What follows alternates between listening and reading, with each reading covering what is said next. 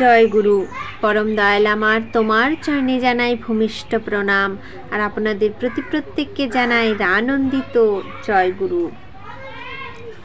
ঠাকুরকে প্রণামী করার সময় আমরা যে ভুলগুলো করি, আমরা 3টি ভুল করি, আর এই 3টি ভুল আপনারা কখনো করবেন না।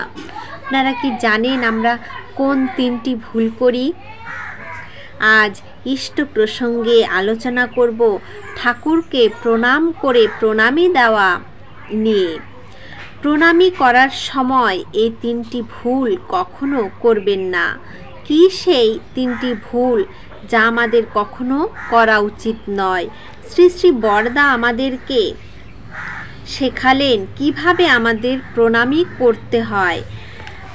আপনাদের আজ সে বিষয়ে আলোচনা করব। প্রণামী করার সময় আমরা অনেক ভুল করি, কিন্তু আমরা বুঝতেও পারি না কি সেই ভুল, তা আজ ইষ্ট প্রসঙ্গে আলোচনা করব।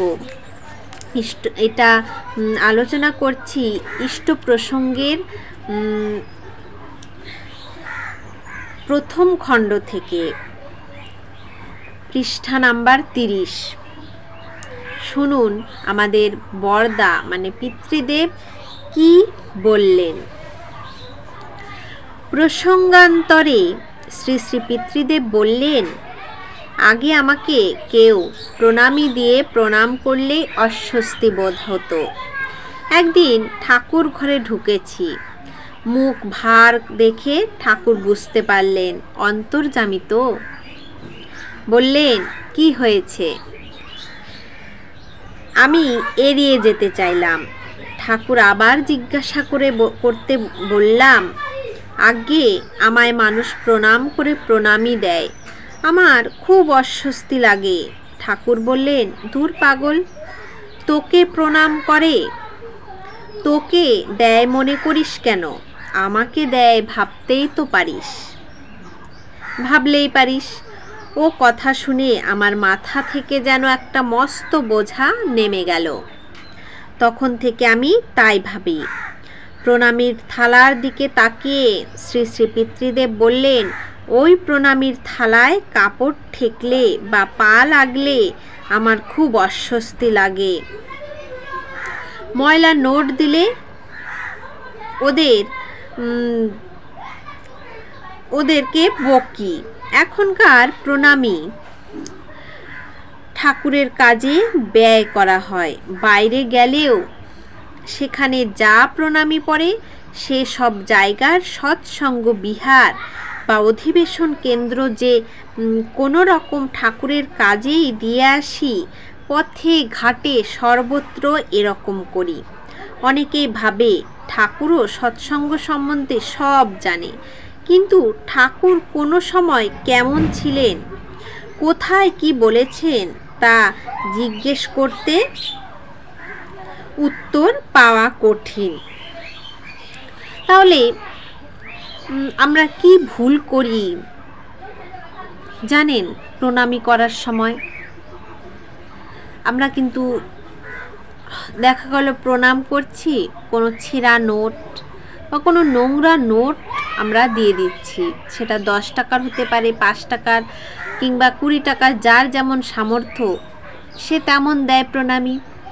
তো প্রণামী যেটা আমরা দেব সেটা যেন ভালো নোট হয়। হ্যাঁ, আমরা 10 টাকার কয়েনগুলো দিতে পারি বা 5 টাকার কয়েন, কিন্তু যখন আমরা বড় কোনো নোট দেব সেটা যেন অপরিষ্কার না থাকে, সেটা যেন পরিষ্কার থাকে, পরিষ্কার নোট হয়, তেমন নোট আমরা প্রণামী বক্সে দেব। তারপর প্রণাম করলাম। প্রণাম করার পর কি হয়, অনেক সময় ভুলবশত প্রণামীর বক্সে পা লেগে যায়। অনেকের ক্ষেত্রেই হয়েছে, এমনটা হয় অনেকের ক্ষেত্রে। প্রণামীর বক্সে পা লাগা, সেটা যেন আমাদের না হয়। এরকম যদি হয়, এটা কিন্তু খুবই মারাত্মক একটা ভুল। এই ভুলগুলো আমরা যেন কখনো না করি। এই ভিডিওটিকে আপনারা অতিরিক্ত শেয়ার করে দিন, যাতে এই ভুলগুলো সাধারণত আমরা করে থাকি। নোংরা নোট, প্রণামীর বক্সে পা লাগা, এগুলো যেন কখনো না হয়,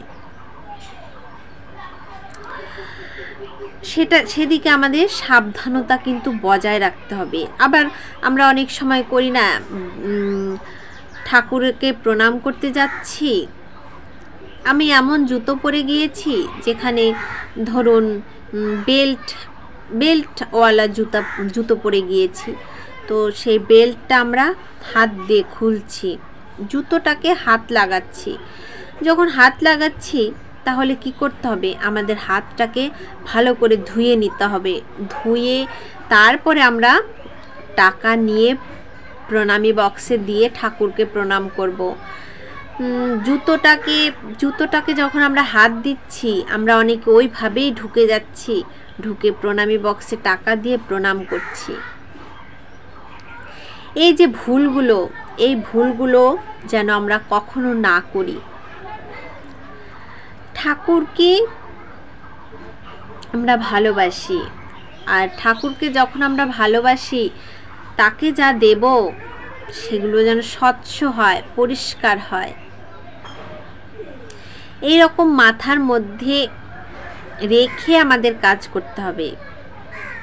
এইভাবে আমরা প্রণামী দিতে পারি, বা প্রণামী দেওয়া উচিত। এই রকমভাবে আপনারা কখনো এই 3টে ভুল কখনো করবেন না। আমি বারবার বলে দিচ্ছি, এই ভুলগুলো কখনোই কিন্তু আপনারা করবেন না। আজকের আলোচনা প্রসঙ্গ এই পর্যন্তই। জয় গুরু।